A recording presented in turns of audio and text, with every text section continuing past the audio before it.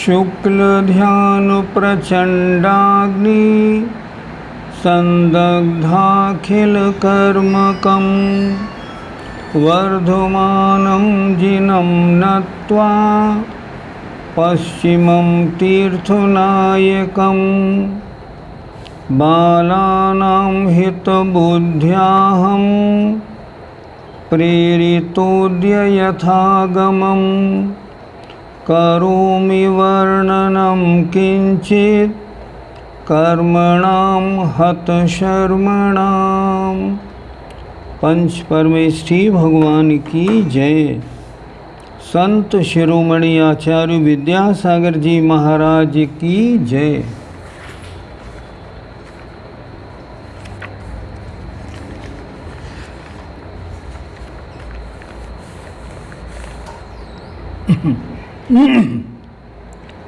विषय चल रहा है किस गुणस्थान में कितनी कर्म प्रकृतियों की बंध विच्छुत्ति होती है। आज जो हमारे पास शंका समाधान दोपहर को आए उसमें हमने देखा कि कुछ लोगों ने अभी बंध विच्छुत्ति को ठीक नहीं समझा। बंध विच्छुत्ति का मतलब होता है, अगर जैसे प्रश्न नंबर 155 यहाँ लिखा हुआ है, प्रथम मिथ्यात्व गुणस्थान में विच्छिन्न होने वाली 16 प्रकृतियाँ कौन कौन हैं। इसका मतलब क्या हुआ, इन 16 प्रकृतियों का मिथ्यात्व गुणस्थान के अंतिम समय तक बंध होता है, उसके बाद दूसरे गुणस्थान में बंध नहीं होता। फिर समझें अच्छी तरह। प्रश्न नंबर 155, प्रथम मिथ्यात्व गुणस्थान में विच्छिन्न होने वाली 16 प्रकृतियाँ कौन कौन हैं। इसका मतलब हुआ, पहले गुणस्थान के अंतिम समय तक इनका बंध हो सकता है, लेकिन दूसरे गुणस्थान में या अन्य गुणस्थानों में इन 16 में से एक भी प्रकृति का बंध नहीं होगा। विच्छिन्न होने का मतलब क्या होता है, यही मतलब होता है उस गुणस्थान तक तो उसका बंध है, अब उसके आगे के गुणस्थानों में उसका बंध नहीं होगा, ये समझना चाहिए। अब प्रश्न 155 में देखिए, पहले गुणस्थान में 16 प्रकृतियाँ जो बंध विच्छुत्ति को प्राप्त होती हैं, अर्थात ये 16 प्रकृतियों का बंध पहले गुणस्थान में होगा, अन्य दूसरे या आगे के गुणस्थानों में इनका बंध नहीं होता, ये समझना है।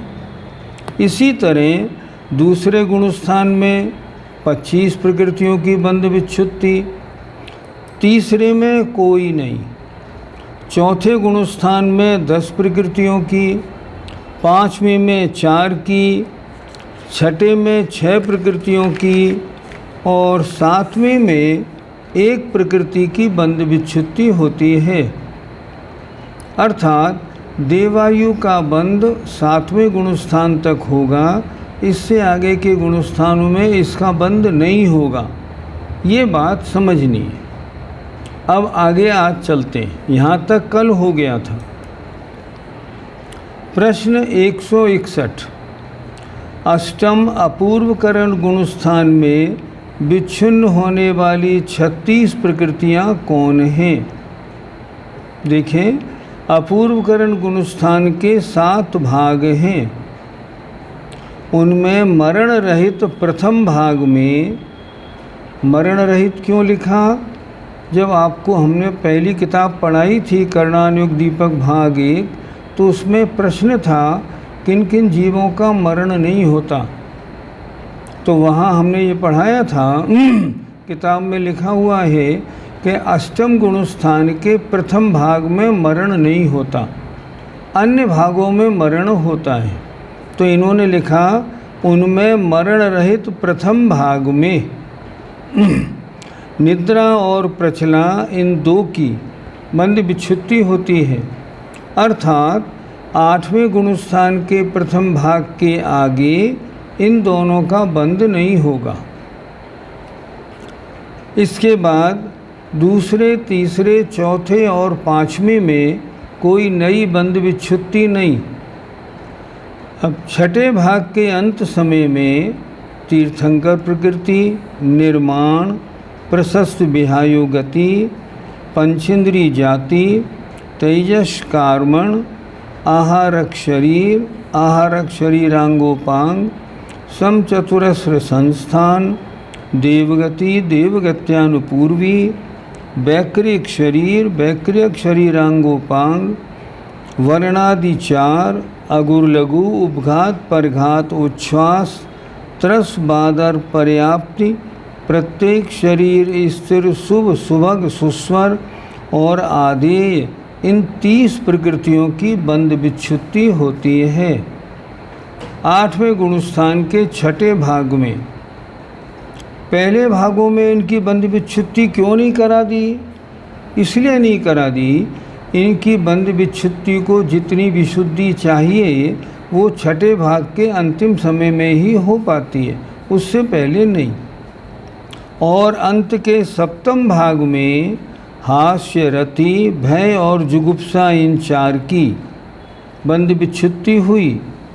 सब मिला के 2 और 30 और 4, सब मिलाकर 8वें गुणस्थान में 36 प्रकृतियों की बंध विच्छुत्ति होती है। प्रश्न, उपसम श्रेणी वाले के या छपक श्रेणी वाले के? उत्तर, दोनों के। उपसम श्रेणी वाले हों मुनिराज या छपक श्रेणी वाले हों, उनके 8वें गुणस्थान में 36 प्रकृतियों की बंध विच्छुत्ति होगी।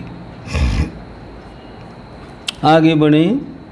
9वें अनिवृत्तिकरण गुणस्थान में विच्छिन्न होने वाली 5 प्रकृतियां कौन हैं?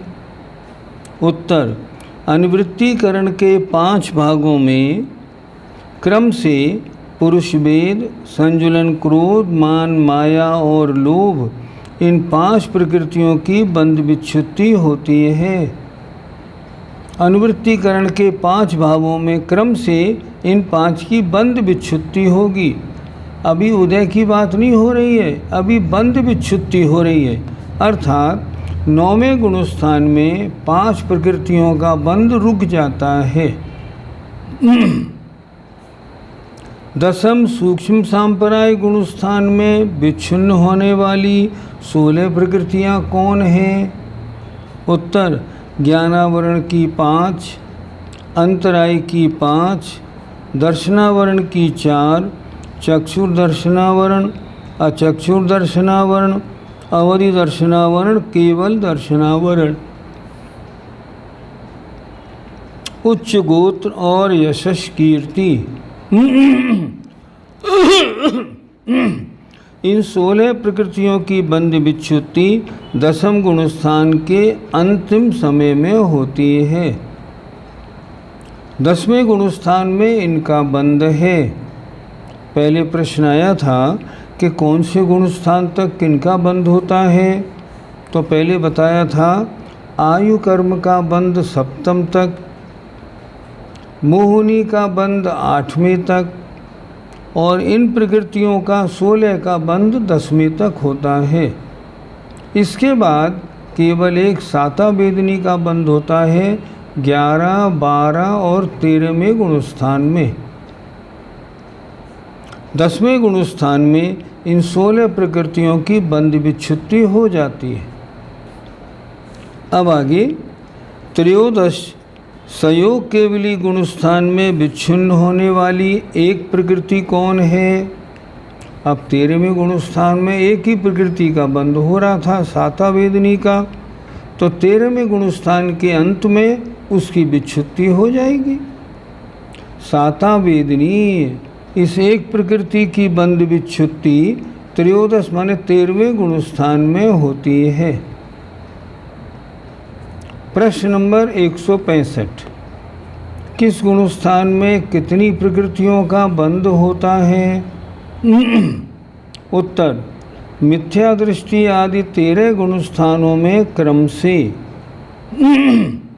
117, 101, 74, 77, 67, 63, 59, 58, 22, 17, एक और एक प्रकृतियों का बंध होता है। 13 गुणस्थानों का पूरा चार्ट बना दिया। 14वें गुणस्थान में किसी भी प्रकृति का बंध नहीं होता। क्यों? क्योंकि वहाँ योग नहीं है, इस कारण। अब दूसरी बात आई, किस गुणस्थान में कितनी प्रकृतियों का आबंध है, कितनी का बंध नहीं होता। कुल प्रकृतियाँ कितनी? 120 बंध योग्य। कल बता दिया था 148 में से 28 को कम किया तो बची थी 120। 128 कैसे कम हुई थी कल? 5 बंधन, 5 संघात, ये तो शरीर के अंदर ले ली थी। स्पर्श रस गंध वर्ण की जो 20 थी उनके बजाय 4 का बंध होता है, तो 16 ये बंध योग्य नहीं रही। और सम्यक मिथ्या सम्यक प्रकृति का बंध होता नहीं। इस तरह इन 28 को 148 में घटाया तो बंध योग प्रकृतियाँ कितनी? 120। अब 120 में प्रश्न नंबर 165 और 166 को ज़रा देखिए। 165 में लिखा है किस गुणस्थान में कितने का बंध होता है, और 166 में लिखा है कितने का बंध नहीं होता। दोनों को जोड़ने से 120 का जोड़ आता है। अर्थात ध्यान से, पहले गुणस्थान में 117 का बंध होता है और 3 का नहीं होता, जुड़ के 120 हो गए। दूसरे में 101 का बंध होता है, 19 का नहीं होता, फिर 120 हो गए। तीसरे में 74 और 46 इनको जोड़ा तो 120 हो गए। इस तरह इन्होंने 165 और 66 में ये बताया 165 में कितनी प्रकृतियों का बंध होता है, 166 में कितनी प्रकृतियों का बंध नहीं होता। 2 बातें बता दी। बंध योग्य प्रकृतियाँ 120। अब आइए समझने वाला प्रश्न, थोड़ा अच्छी तरह समझिए। प्रश्न नंबर 167, मिथ्या दृष्टि आदि गुणस्थानों में बंध त्रिभंगी की योजना किस प्रकार की जाए। बंध त्रिभंगी की योजना कैसे समझी जाए, इसके लिए प्रश्न नंबर 153 देखिए। कल पढ़ाया था प्रश्न नंबर 153। बंध विच्छुत्ति, बंध और अबंध, इनको बंध त्रिभंगी कहते हैं। 3 बातें एक साथ चलेंगी। कितने का बंध रुकता है पहले गुणस्थान में, कितने का बंध होता है और कितने का बंध नहीं होता। अब ये तीनों बात चलेंगी। अब आइए प्रश्न नंबर 167 में देखते हैं। पीछे आप निकालिए पेज नंबर 63, किताब में पीछे आप निकालिए पेज नंबर 63। इसमें इन्होंने पूरा चार्ट दिया हुआ है। गुणस्थान, कितने का बंध, कितने का बंध नहीं होगा और कितने की बंध विच्छुत्ति होती है, पूरा चार्ट दिया है। पहले गुणस्थान में 117 का बंध होगा, 3 का बंध नहीं होगा और 16 की बंध विच्छुत्ति होगी। अर्थात 16 प्रकृतियों का बंध दूसरे गुणस्थान में नहीं होगा। इस चार्ट को और इस प्रश्न को मिलाइए। प्रश्न नंबर 167 का ये चार्ट इन्होंने दिया। अब इसको समझना है। देखिए ज़रा उत्तर देखिए, थोड़ा अच्छी तरह से मन को लगाइएगा। कुल बंध योग प्रकृतियाँ 120 हैं। उनमें से तीर्थंकर प्रकृति का बंध चतुर्थ से लेकर अष्टम गुणस्थान तक होता है। और आहारक युगल, आहारक शरीर, आहारक अंगोपांग का बंध सप्तम और अष्टम में होता है। अर्थात ये तीन प्रकृतियों का बंध पहले गुणस्थान में नहीं हो सकता। मिथ्या दृष्टि को तीर्थंकर प्रकृति का बंध कैसे होगा? और आहारक अंगोपांग का बंध भी होने का सवाल नहीं, वो तो मुनिराजों को होता है। तो ये तीन प्रकृतियां अबंध में गईं। देखिए, अतः तीन प्रकृतियां प्रथम गुणस्थान में अबंधनीय होने से कम हो गई। अबंध प्रकृति कितनी? 3। अब आगे बढ़ें। फलस्वरूप प्रथम गुणस्थान में बंध विच्छुत्ति 16 की। ये देखिए, हमने पढ़ाया था प्रश्न नंबर 155 में। प्रश्न नंबर 155 में पहले गुणस्थान में बंध विच्छुत्ति 16 की। बंध 117 का और अबंध 3 का है। इसका नाम हुआ बंध त्रिभंगी। फिर देखिए, फलस्वरूप प्रथम गुणस्थान में बंध विच्छुत्ति 16 की, ये आपको पहले पढ़ाया अभी। बंध 117 का अभी पढ़ा दिया। आहारक अंगोपांग का नहीं, तीर्थंकर प्रकृति का नहीं, और अबंध 3 का है। प्रथम गुणस्थान की विच्छिन्न 16 प्रकृतियां घट जाने से पहले गुणस्थान की बात समझ ली जाए। पीछे चार्ट में भी आप देखेंगे ना, वहाँ भी लिखा है बंध 117 का, अबंध 3 का, बंध विच्छुत्ति 16 की। ठीक हुआ? अब देखिए, अब दूसरे गुणस्थान में चलते हैं। फलस्वरूप प्रथम गुणस्थान में बंध विच्छुत्ति 16 की, बंध 117 का और अबंध 3 का है। ठीक हो गया। अब दूसरे गुणस्थान में क्या व्यवस्था बनेगी? प्रथम गुणस्थान की विच्छिन्न 16 प्रकृतियां घट जाने से पहले गुणस्थान में 117 का बंध था, इनमें से 16 की विच्छुत्ति हो गई, बंध रुक गया। अब दूसरे गुणस्थान में बंध कितने का? 101 का हुआ। 117 में से 16 घटा दीजिए क्योंकि 16 का बंध पहले गुणस्थान के अंत तक होना था। अब दूसरे गुणस्थान में 117 में से 16 घट गई, तो क्या लिखा? द्वितीय गुणस्थान में बंध योग्य 101 रह गई। अतः बंध विच्छुत्ति 25 की, ये आपको पहले पढ़ा दिया।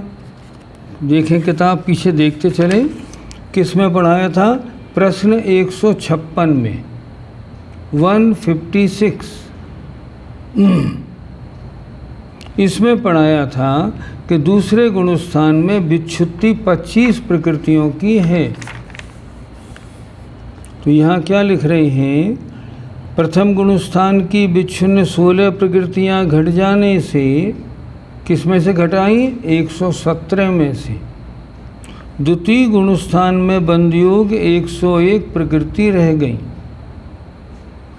अतः बंध विच्छुत्ति यहाँ 25 की, बंध 101 का और अबंध 3 तो पहले चली आ रही थी, 16 की और विच्छुत्ति हो गई, तो 19 का अबंध हो गया।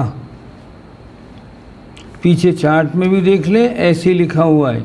सासादन में बंध 101 का, अबंध 19 का, विच्छुत्ति 25 की। अब आगे बढ़ेंगे ना, तो विच्छुत्ति 25 वाली घटा देंगे। इस तरह चलते चलेंगे। आइए थोड़ा आगे। द्वितीय गुणस्थान की विच्छिन्न 25 प्रकृतियां कम हो जाने से 76 रहीं। क्या मतलब? दूसरे गुणस्थान में बंध था 101 का, 25 का बंध रुक गया, 25 घटा दी, अब बच गई 76। द्वितीय गुणस्थान की विच्छिन्न 25 प्रकृतियां कम हो जाने से 76 रहीं, पर तृतीय गुणस्थान में आयु का बंध नहीं होता, अतः 2 प्रकृतियां और कम हो गईं। ये बंध योग्य नहीं है, क्योंकि तीसरे गुणस्थान में बंध नहीं होता। इस तरह तृतीय गुणस्थान में बंध विच्छुत्ति शून्य की, बंध 74 का 76 में से 2 आयु कम कर दी, और अबंध 19, 25 और 2 बराबर 46 का है। पीछे देख लीजिए, ऐसे ही लिखा हुआ है, मिश्र गुणस्थान में बंध 74 का और अबंध 46 का। अब आगे बढ़े। चतुर्थ गुणस्थान में मनुष्यायु, देवायु और तीर्थंकर प्रकृति का बंध होने लगता है, अतः बंध 74 का प्लस 3 बढ़ गया, इसलिए 77 का है। 2 तो आयु, तीसरे गुणस्थान में आयु बंध नहीं होता, और चौथे में दोनों आयु का बंध हो गया, और तीर्थंकर प्रकृति का बंध चौथे से 8वें गुणस्थान के 6ठे भाग तक होता है, तो उसका भी बंध होने लगा। तो यहाँ चतुर्थ गुणस्थान में बंध 77 का, बंध विच्छुत्ति 10 की, हमने पहले पढ़ा था प्रश्न नंबर 157 में। चौथे गुणस्थान में बंध विच्छुत्ति 10 की और बंध 77 का, और अबंध 46 में से 3 घटा दो, 2 आयु और 1 अभी ऊपर आया था ना तीर्थंकर प्रकृति, तो 43 का अबंध है।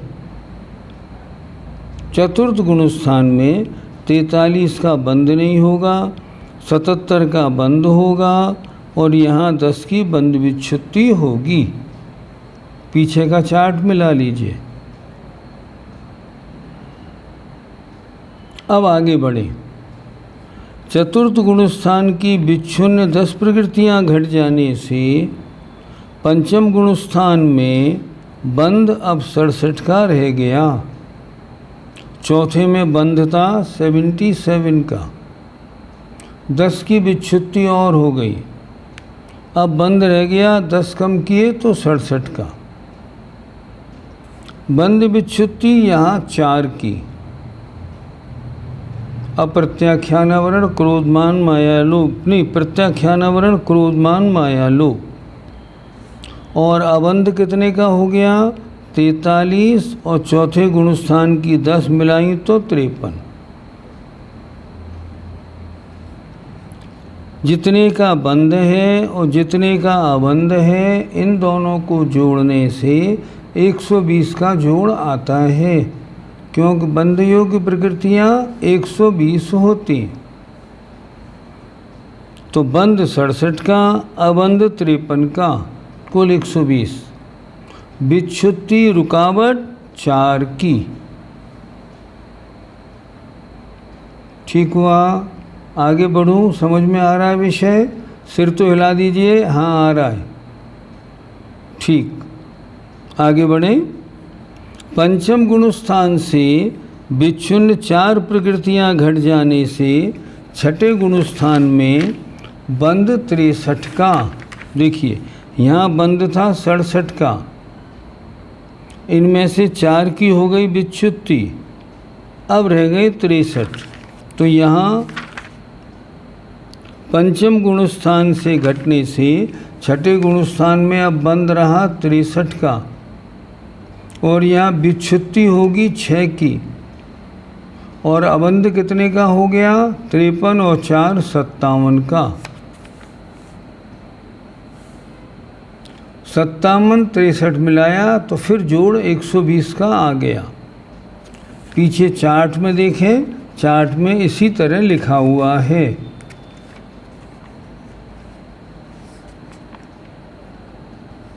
पाँचवें गुणस्थान में 67 का बंध, 53 का अबंध, 4 की बंध विच्छुत्ति। आगे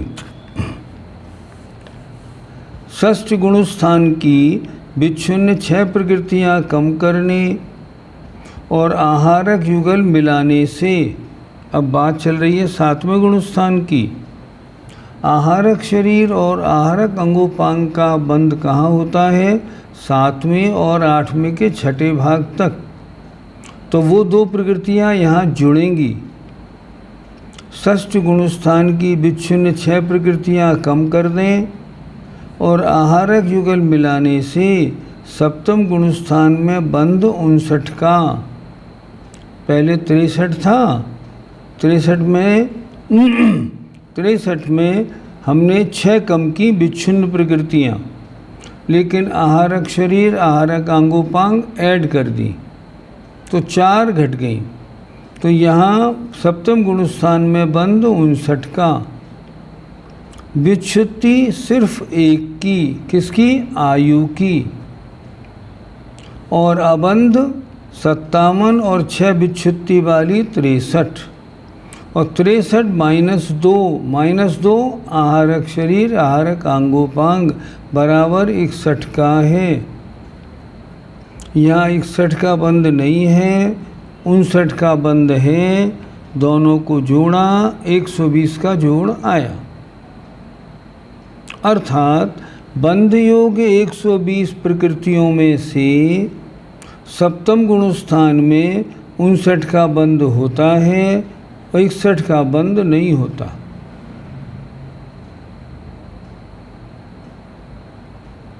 यहाँ विच्छुत्ति है 1 प्रकृति की,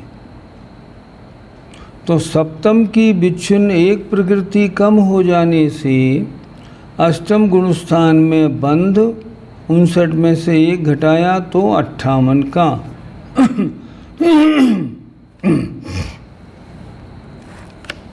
बंध विच्छुत्ति 36 की, आपको आज पढ़ाया था अभी 8वें गुणस्थान में बंध विच्छुत्ति 36 प्रकृतियों की, और अबंध 61 और 1 62 का है। विच्छिन्न 1 हो गई थी, 61 का पहले बंध था नहीं तो मिला के 62 का हो गया। 62 और 58 जोड़े तो 120 बन गए, अर्थात अष्टम गुणस्थान में बंध 58 का, विच्छुत्ति 36 की और अबंध 62 का हुआ। अष्टम में अब आए आगे 9वें में। अष्टम में विच्छिन्न हुई 36 प्रकृतियां कम हो जाने से नवम में बंध 22 का, 8वें में बंध था 58 का, 36 की विच्छुत्ति कम कर दी, अब बची कितनी? 22, अर्थात 9वें गुणस्थान में बंध सिर्फ 22 प्रकृतियों का होता है और बंध विच्छुत्ति 5 की होती है, और अबंध 62 पहला और 36 मिलाया 98 का हुआ। 98 और 22 मिलकर 120 हो गए।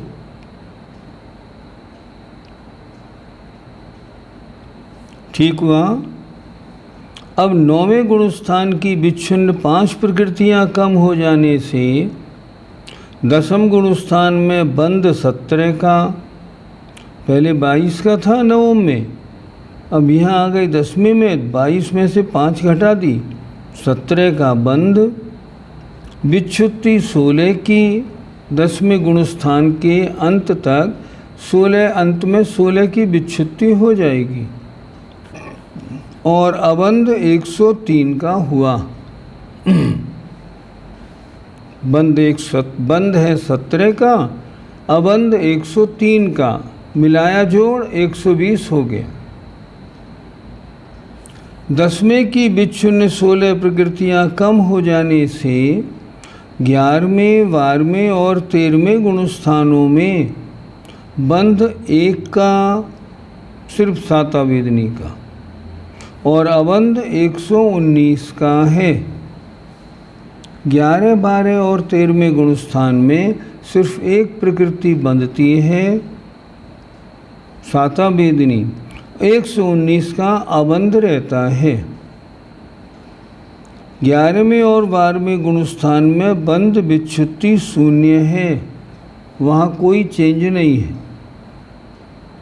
हाँ, 13वें गुणस्थान में एक प्रकृति की बंध विच्छुत्ति हो जाने से, किसकी? सातावेदनी की, कि वो यहाँ बंध रही थी उसकी यहाँ बंध विच्छुत्ति हो जाने से 14वें गुणस्थान में बंध और बंध विच्छुत्ति शून्य हो गई। 14वें गुणस्थान में कितनी प्रकृतियों का बंध होगा? एक का भी नहीं। विच्छुत्ति, जब बंध ही नहीं है तो विच्छुत्ति क्या होगी? विच्छुत्ति कितनी? पूरी, शून्य। और अबंध 120 प्रकृतियों का है, मतलब बंध 0 14वें गुणस्थान में। आगे देखें, पिछले गुणस्थान की बंध प्रकृतियों में से उसकी विच्छुत्ति कम करने पर आगामी गुणस्थान का बंध निकलता है। पहले गुणस्थान में 117 का बंध था, 16 की विच्छुत्ति हुई, वो घटा दी, तो दूसरे गुणस्थान में 101 का बंध रह गया। तथा वर्तमान गुणस्थान की विच्छिन्न माने विच्छुत्ति वाली और वर्तमान गुणस्थान का अबंध मिलाने से आगामी गुणस्थान का अबंध निकलता है। पहले में बंध नहीं था 3 का, अब 16 और रुक गई, तो दूसरे में अबंध हुआ 16 3 19 का। ऐसे अन्य प्रकृतियों के मिलाने और घटाने की योजना निर्देशानुसार कर लेना चाहिए। आगे के गुणस्थान में कितनी बढ़ानी है, कितनी घटानी है, जैसे बताई गई है वैसे कर लें तो आ जाएगा। बड़ा दिमाग लगाना पड़ रहा है, इससे हमें फ़ायदा क्या होगा? इससे फ़ायदा ये होगा कि इन गुण, जितने आप गुणस्थान चढ़ेंगे ना, उतना बंध कम होगा। मैं चाहता हूँ मेरी आत्मा में गंदगी कम लगे, मेरी आत्मा में कर्म कम बंधे, तो मुझे क्या करना? मुझे इस तरह गुणस्थान अपने बढ़ाने पड़ेंगे। अगर गुणस्थान नहीं बढ़ाऊंगा तो बंध रुकेगा नहीं। और इन बातों को जानने का ये फ़ायदा है। अगर आप चाहते हैं आपको देवायु मिले, नरक तरिंचायु नहीं मिले, तो सम्यक दृष्टि बनना पड़ेगा। सम्यक दृष्टि बन गए, अब नरक तरिंच का कोई काम नहीं। ये कर्म सिद्धांत जानना बहुत ज़रूरी है। ये जैन धर्म की अनमोल संपत्ति है। कोई धर्म विश्व का कर्म को नहीं जानता। आश्रव बंध संवर निजरा मोक्ष की चर्चा करता ही नहीं।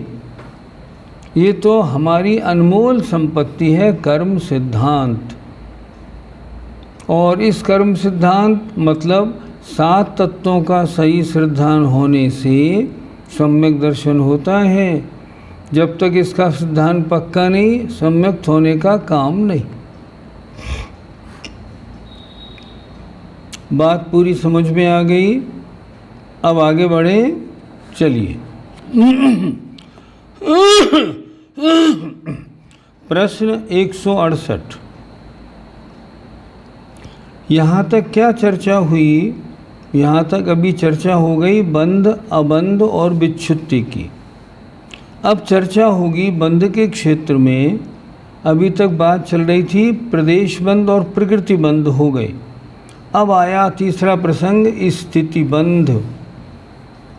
कौन सा कर्म कितने समय के लिए अधिक से अधिक, कम से कम बंधता है? आत्मा के साथ जुड़ा रह सकता है। अब उसको देखें। प्रश्न 168, ज्ञानावरणादि मूल प्रकृतियों का स्थितिबंध कितना है? अर्थात ये जब बंधती हैं आत्मा से तो कितने समय तक टिकती हैं? कम से कम और ज़्यादा से ज़्यादा, उत्कृष्ट और जघन्य। उत्तर, ज्ञानावरण, दर्शनावरण, अंतराय और वेदनीय कर्म का उत्कृष्ट स्थिति बंध 30 कोड़ा कोड़ी सागर है। अगर आप थोड़ा सा याद करें और आपने तत्वार सूत्र पढ़ा हो, तत्वार सूत्र के 8वें अध्याय में एक सूत्र है, आदितस्तिसृणामंतरायस्य च 30 सागरोपम कोटि कोट्य परा स्थिति। आदि के 3 अर्थात ज्ञानावरण, दर्शनावरण, वेदनीय और अंतराय कर्म, इनकी उत्कृष्ट स्थिति 30 कोड़ा कोड़ी सागर है। अगर ये आत्मा के साथ बंध जाएं तो कितने समय तक रुक सकती हैं? 30 कोड़ा कोड़ी सागर तक रुक सकती हैं। ये स्थितिबंध कहलाता है। फिर देखें एक बार, ज्ञानावरण, दर्शनावरण, अंतराय और वेदनीय कर्म का उत्कृष्ट स्थितिबंध 30 कोड़ा कोड़ी सागर। नाम और गोत्र का 20 कोड़ा कोड़ी सागर।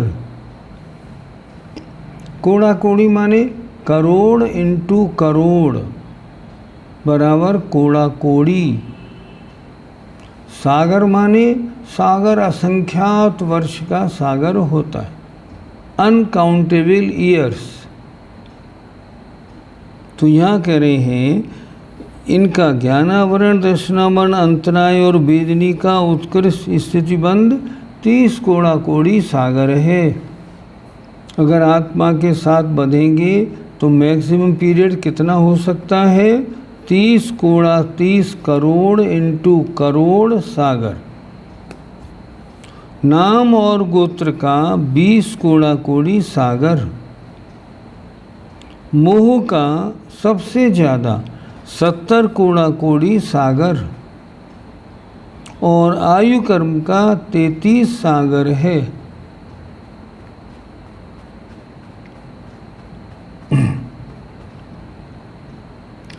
सूत्र स्पष्ट दिए हुए हैं वहाँ, आदितस्तिसृणामंतरायस्य च 30 सागरोपम कोटि कोट्य परा स्थिति। अगला सूत्र दिया है, सप्ततिर मोहिनी यस्य, मोहिनी की 70 कोड़ा कोड़ी। आगे का सूत्र है, विंशतिर नाम गोत्रियो हो, नाम और गोत्र का 20 कोड़ा कोड़ी सागर। 33 सागरोपमाण्यायुषः और आयु कर्म का 33 सागर प्रमाण है। वो इन्होंने लिख दिया। विशेष दर्शन मोह में यहाँ मोहिनी का बताया 70 कोड़ा कोड़ी। अब मोहिनी में तो 2 कर्म आते हैं, दर्शन मोहिनी और चारित्र मोहिनी, तो इनका अलग अलग बताइए। तो कह रहे हैं मिथ्यात्व का 70 कोड़ा कोड़ी सागर और चारित्र मोहिनी का 40 कोड़ा कोड़ी सागर है। असाता वेदनी का कितना है? 30 कोड़ा कोड़ी। असाता वेदनी का 30 कोड़ा कोड़ी सागर और साता वेदनी का 15 कोड़ा कोड़ी सागर है। इससे ज़्यादा समय के लिए ये नहीं बंधती। ये चर्चा हुई उत्कृष्ट मैक्सिमम पीरियड की। अब आते हैं मिनिमम का। मिनिमम कितने समय के लिए बंधती हैं? मूल प्रकृतियों का जघन्य स्थितिबंध क्या है? उत्तर, वेदनी का जगन्य स्थितिबंध 12 मुहूर्त। तत्वार्थ सूत्र में लिखा अपरा 12 मुहूर्ता वेदनी यस्य। अपरा माने जघन्य, वेदनी का जघन्य स्थितिबंध 12 मुहूर्त है। एक मुहूर्त माने 48 मिनट।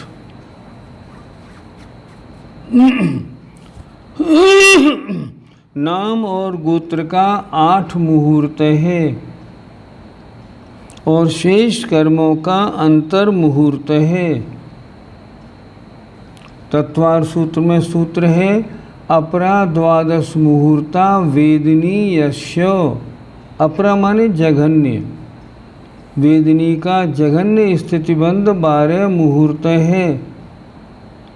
नाम गोत्रियो रष्टौ, नाम और गोत्र का 8 मुहूर्त है। शेषाणाम अंतर मुहूर्ता, और शेष कर्मों का अंतर मुहूर्त है। वो यहाँ इन्होंने दे दिया। प्रकृतियों का जघन्य स्थितिबंध विच्छुत्ति के समय होता है। एक नई बात बता दी। जघन्य स्थितिबंध प्रकृतियों का कहाँ होगा? ये होगा जब जहाँ तक बंध की लास्ट लिमिट है वहाँ। जैसे अब 10वें गुणस्थान में जिनका बंध है उनका सबसे जघन्य स्थितिबंध कहाँ होगा? 10वें गुणस्थान के अंतिम समय में होगा। करणानुयोग ऐसे नहीं बोलता 10वें गुणस्थान में, नहीं, 10वें गुणस्थान के अंतिम समय में होता है, ऐसे बोलते।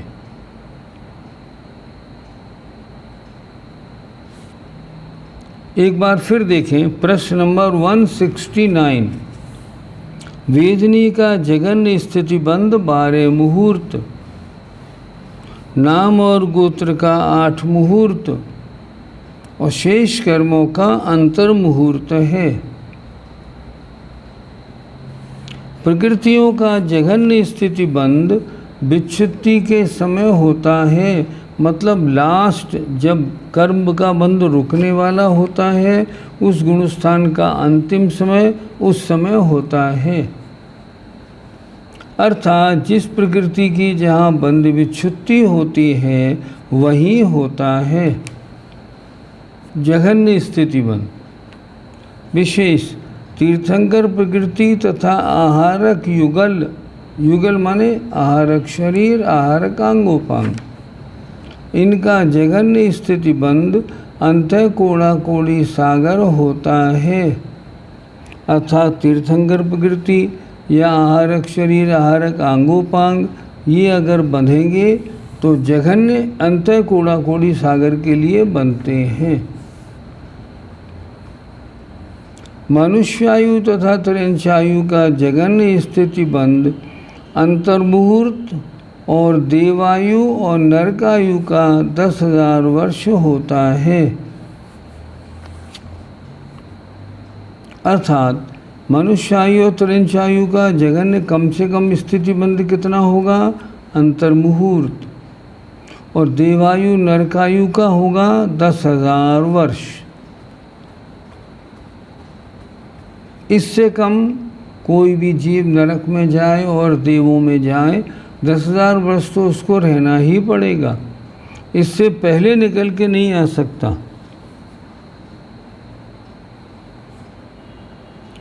ये कर्मों का होता क्या है थोड़ा समझ लें। आपने कोई कर्म बांधा, मान लो एक कोड़ा कोड़ी सागर, तो जो आपने समय प्रबद्ध कर्म बांधे वे समय प्रबद्ध कर्म गिनती में कितने थे? अनंतानंत। अब क्या हुआ? ध्यान से, जितने समय के लिए बांधा उतने समय के, मान लो बांधा एक कोड़ा कोड़ी सागर, अब एक कोड़ा कोड़ी सागर के जितने समय हैं उतने हिस्से में उनको बांट लीजिए। समय कैसे होते हैं? एक आंवली के चुटकी आपने बजाई, इसमें असंख्यात समय होते हैं। अब सोचिए, जो एक कोड़ा कोड़ी सागर स्थिति का कर्म बंधा है, उसमें कितने विभाजन करने होंगे। जो द्रव्य कर्म का आया, उसको जितने समय के लिए आपने बांधा, उतने समय में जितने समय होते हैं, उतने उसके निषेक टुकड़े बनाने पड़ते हैं। उसके बाद जब उसकी आबाधा खत्म होती है, आबाधा माने उदय में नहीं आने का काल, तब उसके बाद एक एक निषेक का उदय होने लगता है। एक एक निषेक का उदय होता है। और वो कर्म कब तक उदय में आता रहेगा? जितने समय के लिए आपने बांधा है। एक कोड़ा कोड़ी सागर, हाँ बिल्कुल। तो क्या कर्म बंधने के बाद तुरंत उदय में आने लगते हैं? नहीं, ऐसा नहीं होता। एक कोड़ा कोड़ी सागर जो कर्म बनता है, वो 100 वर्ष बाद उदय में आना शुरू होता है। इसको कहते हैं आबाधा काल। आबाधा काल माने कोई बंधा हुआ कर्म जब तक उदय में नहीं आने के योग्य है, उसे आबाधा काल कहते हैं। आबाधा माने रुकावट, इतना इसका आबाधा काल है। एक कोड़ा कोड़ी सागर स्थिति का आबाधा काल 100 वर्ष होता है। अब एक कोड़ा कोड़ी सागर स्थिति में 100 वर्ष घटा दो, शेष जितने वर्ष बचे उनके समय निकाल लो, और जितने समय बने असंख्यात, उतने में जितने आपने कर्म वर्गणा बांधी हैं, उतने टुकड़े हो जाएंगे, और प्रति समय उनमें से एक एक उदय में आएगा। हमारे प्रति समय कितने भवों के कर्म उदय में आते हैं? आचार्यों ने लिखा, असंख्यात भवों में बांधे हुए कर्म हमारे आज प्रति समय उदय में आ रहे हैं।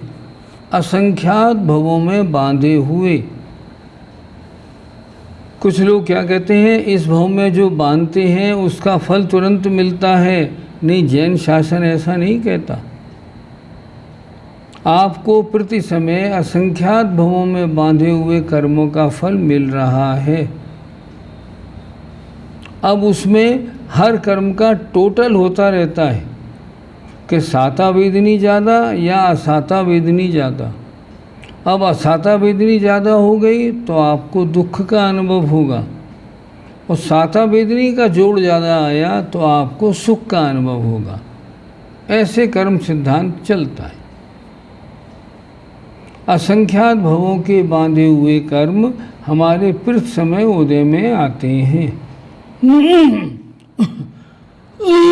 इस प्रकार प्रश्न नंबर 168 में ज्ञानावरणादि का स्थितिबंध कितना होता है, उत्कृष्ट बताया, और 169 में जघन्य स्थितिबंध बताया। अब प्रश्न बड़ा अच्छा, कर्मों में उत्कृष्ट और जघन्य स्थितिबंध पड़ता कैसे है, ये तो बताइए। स्थितिबंध कैसे कम पड़ेगा, स्थितिबंध ज़्यादा कैसे पड़ता है, ये मालूम पड़े। अब इसके बारे में प्रश्न नंबर 170, आपका समय हो गया इसलिए इसको कल करेंगे। इसमें हम ये बताएंगे किस कर्म का स्थितिबंध ज़्यादा क्यों और कम क्यों, इसमें कारण क्या है, ताकि जो उत्कृष्ट स्थितिबंध के कारण हो उनसे हम दूर हो जाएं, और जघन्य स्थितिबंध के कारणों में हम लग जाएं। ये हमारा काम है। अब ये चर्चा कल होगी। आइए प्रश्नोत्तर देख लेते हैं।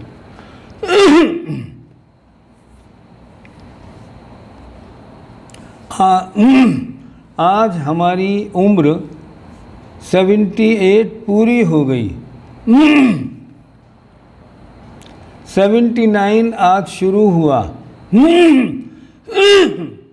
तो बहुत से लोगों ने जन्मदिन की बधाई दी है, हम उन सबको धन्यवाद देते हैं। देखें, चलिए, शुद्ध केवली को केवल ज्ञान होने के बाद वाणी खिरती है, उनके गणधर होते हैं। मैंने कल भी समझाया था, केवली अलग, शुद्ध केवली अलग। शुद्ध केवली कौन होते हैं? जिनके श्रुति ज्ञानावरण का उत्कृष्ट मैक्सिमम क्षयोपशम होता है, जो सारे शास्त्रों के ज्ञाता हैं। उनकी दिव्य ध्वनि नहीं खिरती। आप केवली और शुद्ध केवली को एक सा मान रहे हैं, ये मानना ठीक नहीं। शुद्ध केवली जो श्रुति ज्ञान का मैक्सिमम क्षयोपशम वाले हैं, वो तो मुनि महाराज हैं, अभी केवली थोड़े हुए। और जो केवली हैं वो तो अरहंत भगवान बन गए, उनकी दिव्य ध्वनि खिरती। आगे, बंद विच्छुत्ति तथा संवर में क्या अंतर है? बहुत अच्छा प्रश्न किया M.K. जैन साहब ने। बंद विच्छुत्ति पहले गुणस्थान के अंतिम समय में होती है, 16 प्रकृति। दूसरे गुणस्थान के पहले समय में 16 का संवर होता है। समझ में आई बात? बंद विच्छुत्ति गुणस्थान के अंत में होती है कि बस अब 16 प्रकृतियाँ रुक गईं। और दूसरे गुणस्थान में हम कहते हैं 16 प्रकृतियों का संवर हो गया, अर्थात अब 16 प्रकृति का बंद रुक गया है, बंद नहीं होगा। एक समय का दोनों में अंतर होता है। बंद विच्छुत्ति पहले गुणस्थान के अंत में और संवर दूसरे अगले गुणस्थान के प्रारंभ में। स्वाध्याय और सामायिक में क्या अंतर है? सामायिक में चिंतन होता है, मुख्य रूप से आत्मचिंतन होता है, मुख्य रूप से। और स्वाध्याय में शास्त्रों का पढ़ना होता है, दोनों भिन्न भिन्न। आप सामायिक में पद्म पुराण खोल के बैठेंगे ना, तो आपकी सामायिक नहीं मानी जाएगी, वो स्वाध्याय माना जाएगा। स्वाध्याय में चिंतन विशेष होना चाहिए। क्या ये दोनों जाप से भिन्न हैं? हाँ, जाप अलग, स्वाध्याय अलग, सामायिक अलग। लेकिन सामायिक में आप जाप कर सकते हैं, सामायिक में आप जाप कर सकते हैं, वो अलाउड है। यदि कभी इनमें किसी एक को करने का ही टाइम हो तो किसको करना श्रेष्ठ है? देखो, सामायिक करना श्रेष्ठ है, कोई बुराई नहीं। और सामायिक का टाइम नहीं हो, टाइम क्यों नहीं हो? अगर आपने सामायिक का नियम लिया है, आपके प्रतिमा है, आपको तो करना पड़ेगा सामायिक। अगर सामायिक का नियम है, स्वाध्याय नहीं, सामायिक करना है। स्वाध्याय में इतनी गुंजाइश है कि अगर आपका स्वाध्याय का नियम है तो आप नियम पूरा करने को 2 मिनट भी स्वाध्याय करेंगे तो चल जाएगा। आपने मंगलाचरण बोला, 5 लाइनें पढ़ी, ग्रंथ बंद किया और चले गए। क्यों? ट्रेन का टाइम हो रहा है, चलेगा। लेकिन सामायिक तो आपको कम से कम 2 घड़ी करनी ही पड़ेगी। ठीक। अब इसमें लिखा है इन्होंने, स्वाध्याय कब और कितने समय तक करे। अब ये तो आपके टाइम के ऊपर है। हमने जब व्यापार छोड़ा तो एक पंडित जी हैं इंदौर में, पंडित रतनलाल जी, वर्तमान के सबसे बड़े विद्वान, सबसे बुजुर्ग विद्वान हैं। हमने उनसे पूछा, हमने व्यापार छोड़ दिया, अब कितने घंटे रोज़ स्वाध्याय करें? उन्होंने बोला कम से कम 6 घंटे तो करो। हमने कहा ठीक 6 घंटे करते हैं। क्या करना चाहिए ये बताइए? उन्होंने बोला बहुत अच्छी तरह चारों अनुयोगों का एक एक ग्रंथ का स्वाध्याय करो। प्रथमानुयोग कथा साहित्य 1-1.5 घंटे, करणानुयोग लोक गति काल की चर्चा 1.5 घंटे, चरणानुयोग आचरण की चर्चा 1.5 घंटे और 7 तत्व 9 पदार्थ की चर्चा 1.5 घंटे। 6 घंटे स्वाध्याय करना चाहिए। और वो स्वाध्याय अगर करेंगे तो बुद्धि का बहुत अच्छा बैलेंस बनेगा।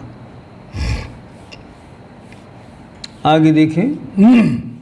हमने सुना है कि जब आचार्य श्री जब ब्रह्मचारी अवस्था में सम्मेद शेखर जी के दर्शन के लिए गए थे, तब वहाँ पर विराजमान पूज्य विमल सागर जी महाराज ने कहा था कि ब्रह्मचारी जी आप 6 भवों से मुनि बन रहे हैं। और हमने प्रथमान योग में भी पढ़ा है कि महापुरुषों ने कई जन्मों तक महाव्रत धारण किया, तब जाकर मोक्ष पद की प्राप्ति हुई। तो हम तो मुक्ति की राह में कछुआ चाल चल रहे हैं। हम क्या करें कि हम चीते की चाल चलकर जल्दी संसार से मुक्त हो जाएं। ठीक, बहुत अच्छा विचार। अब चीते की चाल चलना है तो सबसे पहले क्या करें?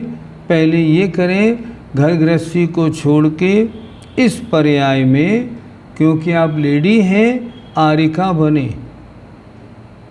आरिका से और तेज चाल इस पर्याय में स्त्री की नहीं और मुनि से तेज चाल पुरुष की नहीं हो सकती।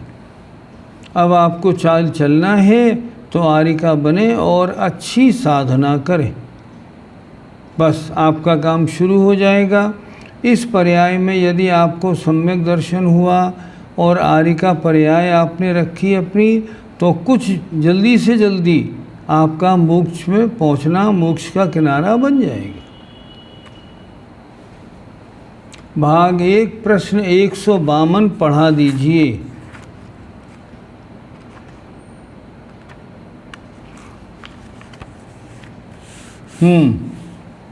भाग 1 का प्रश्न 152 क्या है? पर्याय ज्ञान का क्या स्वरूप है? उनके स्वामी कौन हैं? हमने पहले अच्छी तरह बताया था, कोई बात नहीं, फिर समझ लें। इसका मतलब क्या हुआ कि जो अपना श्रुतमति श्रुत ज्ञान है वो कम से कम कितना होता है और किन जीवों के होता है। पर्याय ज्ञान किसे कहते हैं? मति श्रुत ज्ञान के सबसे छोटे अंश को जो जीवों में पाया जाता है उसको कहते हैं पर्याय ज्ञान। और ये किसके होता है? सूक्ष्म निगोदिया लब्ध पर्याप्तक जीव के होता है। कब होता है? विग्रह गति के पहले समय में होता है। कब होता है? जब 6011 भव हो जाए, 6012 में भव में जाने वाला हो, तब उसके होता है। उस पर्याय ज्ञान की चर्चा है। एक बार देखें। सूक्ष्म निगोदिया लब्ध पर्याप्तक जीव के एक अंतर्मूर्त में अधिक से अधिक 6012 भव संभव हैं। अपर्याप्त नाम कर्म का उदय हो कितने समय तक रहता है? अंतर्मुहूर्त तक। उसमें सूक्ष्म निगोदिया लब्ध पर्याप्तक के कितने भव ले सकते हैं? अधिक से अधिक 6012। उनमें भ्रमण करके अंत के अपर्याप्त शरीर को 3 मोड़ों के समय में, क्या मतलब 6012 भव पूरे करने हैं तो 6011 भव तो ले लिए, अब अंतिम एक भव लेना शेष है। इसलिए यहाँ लिखा उनमें भ्रमण करके अंत के अपर्याप्त शरीर को 3 मोड़ों के समय में स्पर्श इंद्रिय जन मति ज्ञान पूर्वक लब्ध अक्षर रूप सबसे जघन्य ज्ञान होता है। तो उस जीव के ज्ञान किसका होगा? सिर्फ एक स्पर्शन इंद्री का। 6012 में भव में जो आया है सूक्ष्म निगोदिया लब्ध पर्याप्तक है, और उसमें पहले भव मतलब उसमें जो अगला जन्म ले रहा है उसके विग्रह गति के पहले समय में सबसे कम ज्ञान होता है। उसको क्या कहते हैं? पर्याय ज्ञान। इसके लिए इन्होंने लिखा लब्ध अक्षर रूप, मतलब इससे कम अगर आप जाएंगे तो ज्ञान 0 हो जाएगा। इसमें विशेषता केवल यही है कि इसके आवरण करने वाले कर्म के उदय का फल इस पर्याय ज्ञान में नहीं होता। कोई कर्म इसको ढक नहीं सकता, क्योंकि यदि पर्यायावरण कर्म का फल पर्याय ज्ञान हो जाए तो ज्ञानोपयोग का अभाव होने से जीव का भी अभाव हो जाता है। अगर इस पर्याय ज्ञान को ढक दोगे तो जीव अजीब बन जाएगा, परंतु कम से कम पर्याय रूप ज्ञान जीव के अवश्य पाया जाता है। इससे यह ज्ञान निरावरण होता है, इसको कोई ढक नहीं सकता, क्योंकि इसे घातने वाले पर्याय नामक श्रुति ज्ञानावरण का प्रभाव पर्याय समास ज्ञान पर पड़ता है। सबसे छोटा पर्याय ज्ञान, इसके बाद का नेक्स्ट पर्याय समास ज्ञान। पर्याय नामक ज्ञान पर नहीं पड़ता है। अर्थात जो सूक्ष्म निगोदिया लब्ध पर्याप्तक को अपने अंतिम 6012 में भव में विग्रह गति के पहले समय में जो सबसे मिनिमम ज्ञान होता है उसको कहते हैं पर्याय ज्ञान।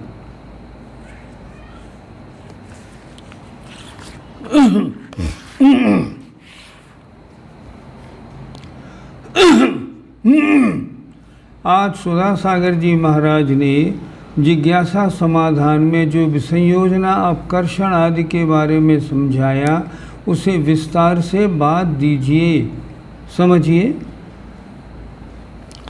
अनंतानुबंधी की विसंयोजना। विसंयोजना माने अनंतानुबंधी का अस्तित्व समाप्त हो जाना और उसके जो कर्म वर्गणाएँ थीं उसका अन्य रूप हो जाना। मैं एक उदाहरण से समझाता हूँ। हमने यहाँ पे 13 कटोरे रखे और उनमें चावल भरे।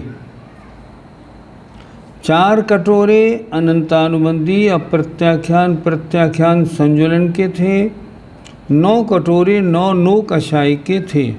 13 कटोरे टेबल पर रख लिए।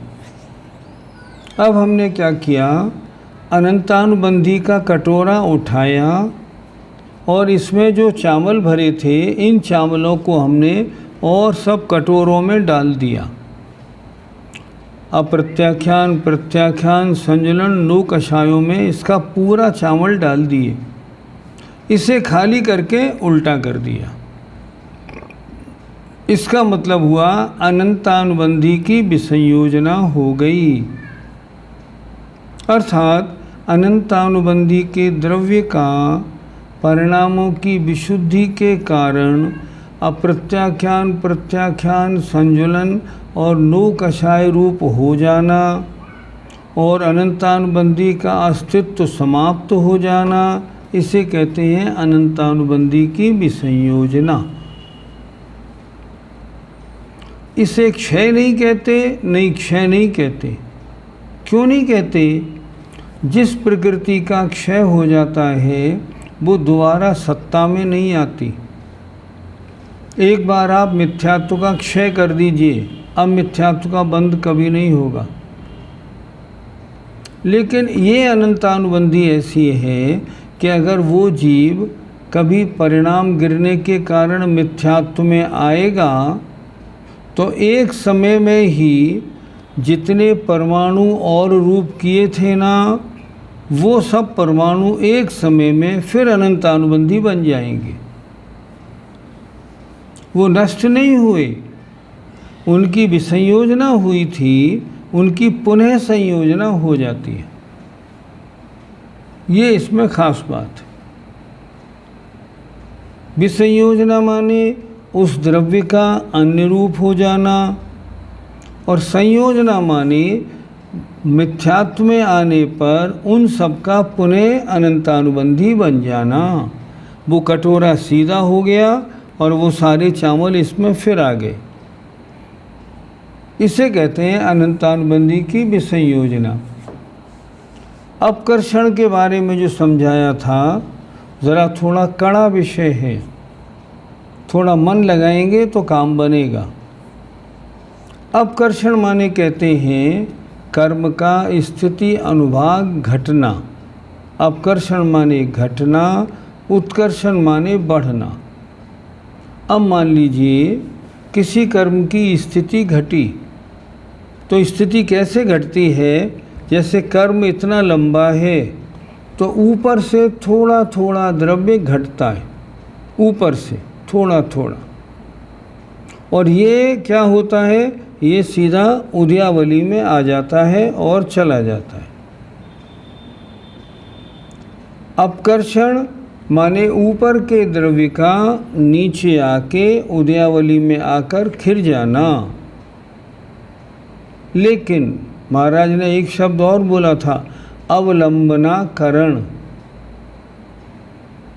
क्या मतलब हुआ, जरा अच्छी तरह समझें, थोड़ा दिमाग लगाइए।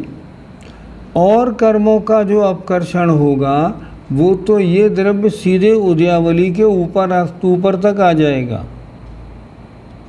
लेकिन अगर आयु कर्म की स्थिति घटनी है तो ये आयु कर्म की स्थिति घट के नीचे कहाँ तक आएगी? यहाँ तक आएगी? नहीं, यहाँ तक नहीं आएगी। आयु कर्म के अपकर्षण को अपकर्षण नहीं कहते, अवलंबनाकरण कहते हैं। अवलंबनाकरण क्यों कहते हैं? अगर अपकर्षण होता तो वो यहाँ आके फल दे के चली गई होती, ऐसा नहीं होता। अभी इतना आयु बची है हमारी भोगने वाली, मान लो हमारी लें, अभी मनुष्य आयु इतनी बची है, और ये अनंतानुबंधी की मान लो ये विसंयोजनाएं ने ये आयु कर्म का हमने कोई बंध घटाया, तो ये आयु कर्म का द्रव्य यहाँ तक तो आएगा, इसके अंदर प्रवेश नहीं करेगा। थोड़ा दिमाग लगाइए। अपकर्षण में ये ऊपर का द्रव्य घटके नीचे आ जाता है, लेकिन आयु कर्म के अपकर्षण में आयु कर्म का द्रव्य घटके बची हुई आयु के ऊपर तक रहता है, नीचे नहीं आता, क्योंकि ये अगले भव की आयु है, इसलिए ये यहाँ उदय में नहीं आएगी, ये उदय में आएगी इस भव की आयु के बाद। तो ये और कर्मों के इसको घटने को अपकर्षण कहते हैं, आयु कर्म के अपकर्षण को अवलंबनाकरण कहते हैं। ये अंतर है इसमें। आगे, मिथ्यात्व कब 3 टुकड़ों में डिवाइड होता है? मिथ्यात्व सम्यक प्रकृति और सम्यक मिथ्यात्व प्रकृति। जब सम्यक दर्शन होने वाला होता है तब क्या? इसके बारे में 2 बातें। इन्होंने क्या पूछा, मिथ्यात्व के 3 टुकड़े कब होते हैं? करणान योग के विषयों में दिमाग पूरा लगाना पड़ता है। अब अच्छी तरह समझिएगा, समझा रहा हूँ।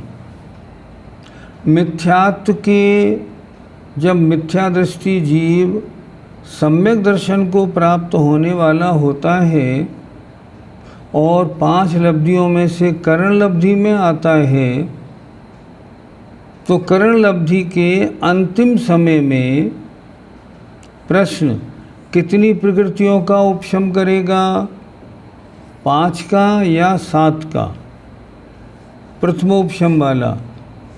इस संबंध में आचार्यों के 2 मत हैं, ध्यान से सुनना। कुछ आचार्य ये कहते हैं सम्यक्त्व प्राप्त करने के पहले समय में मिथ्यात्व के 3 टुकड़े होते हैं। कुछ आचार्य ये कहते हैं सम्यक्त्व प्राप्ति के पहले समय में होते। अलग अलग हो गया, ध्यान से सुनिएगा। कुछ आचार्य कहते हैं कि करण लब्धि के अंतिम समय में होते हैं। कुछ कहते हैं सम्यक्त्व प्राप्ति के पहले समय में होते हैं।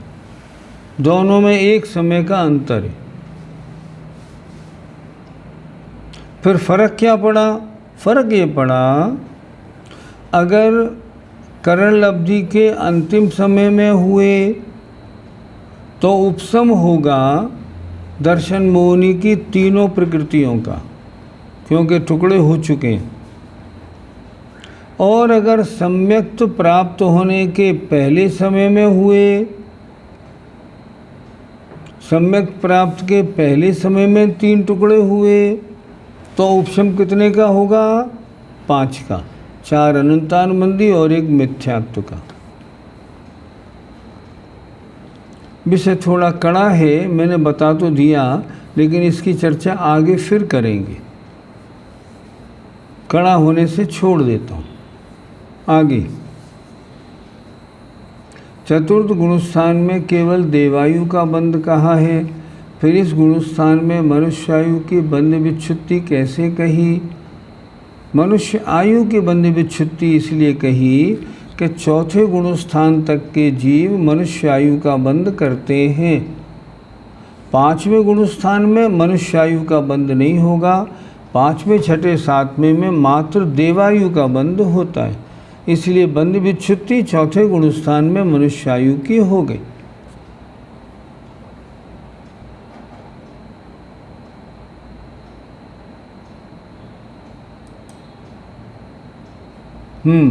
आप अपना फ़ोन नंबर दोबारा से दें। दोपहर में कितने बजे क्लास होती है?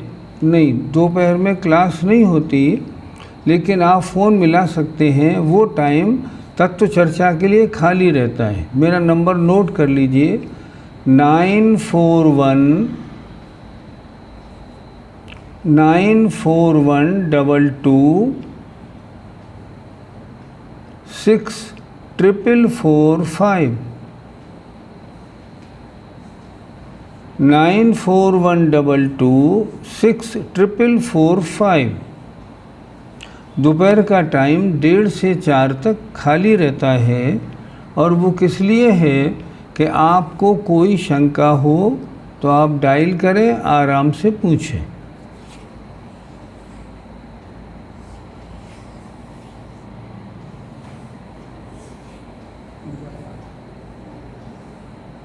वो तो हो गया ना मनुष्यगति का बंध।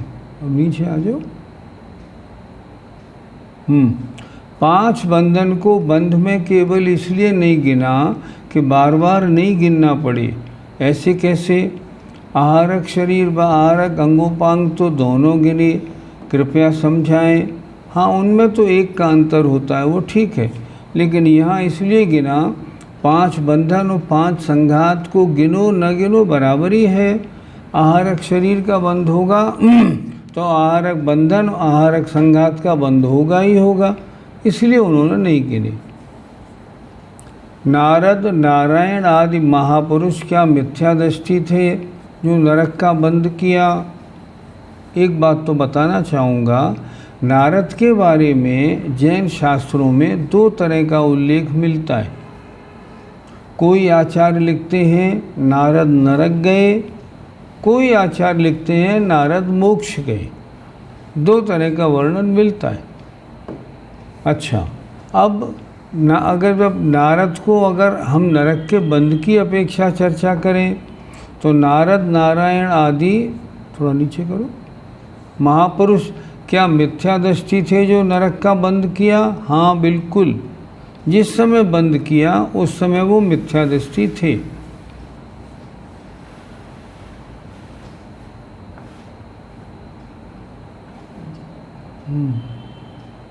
हाँ, पंचम गुणस्थान वृत्ति देव आयु का बंद करता है। नरक गति, नरक गत्यानुपूर्वी और नरक आयु का मतलब को समझा दीजिए। नरक गति का मतलब जो नरक में ले जाए वो नरक गति।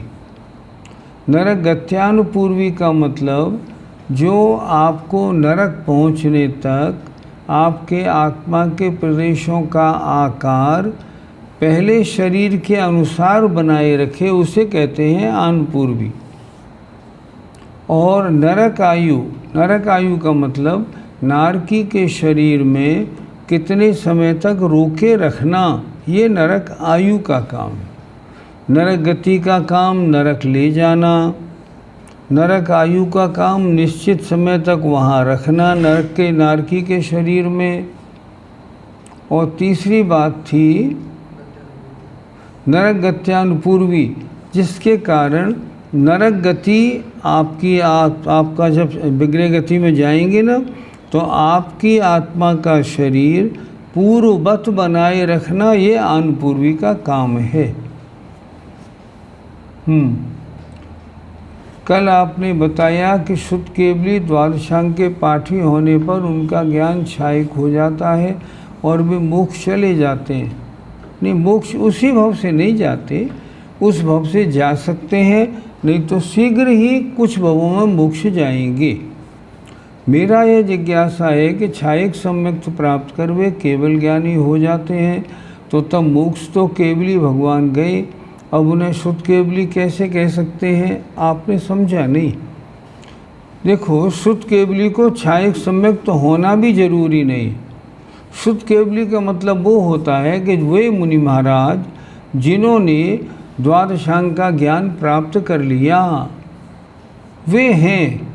केवल ज्ञानी अलग और शुद्ध केवली अलग, दोनों अलग अलग होते हैं। यदि किन्हीं मुनि महाराज का उपसम श्रेणी चढ़ते हुए या उतरते हुए 9वें गुणस्थान में मरण हो जाए और उन्होंने पहले आयुबंध ना किया हो, तो उनका आयुबंध कब होगा? नहीं, ऐसा नहीं हो सकता। जो भी ऊपर जाएंगे ना, उनका आयुबंध पहले हो जाएगा, और नहीं होगा तो उनका आयुबंध जब 7वें छठे में हो जाएगा, आत्मा तभी छोड़ेगी, नहीं तो आत्मा उस शरीर को नहीं छोड़ती है। ऐसा नहीं होता। कुभोग भूमि के प्राणी स्वर्ग में ही क्यों जन्म लेते हैं? वे पापी नहीं होते क्या? नहीं होते, बड़े सरल परिणामी होते, बहुत सरल। आपस में झगड़ा टंटा, किसी को मार पीट कुछ नहीं होता। वो 6 और 7 गुणस्थान को तो बदलस क्या लिखा? बदलते रहते हैं। 6 और 7 गुणस्थान तो बदलते रहते हैं, तो फिर क्या बार बार विच्छुत्ति और बंद होता रहेगा? इसमें कोई दिक्कत नहीं। जब 7वें गुणस्थान में पहुँचे, बंद रुक गया, फिर लौट के छठे में आए, बंद होने लगा, फिर 7वें में गए, बंद रुक गया, फिर छठे में आए, बंद होने लगा। ऐसा होता है, कोई आपत्ति नहीं। ध्रुवबंदी प्रकृतियों में वर्ण आदि की 4 कौन सी ली हैं जो अगली पर्याय के लायक होती हैं? अब मैं आपसे पूछता हूँ, आपके इस समय वर्ण आदि में कितनी का उदय है?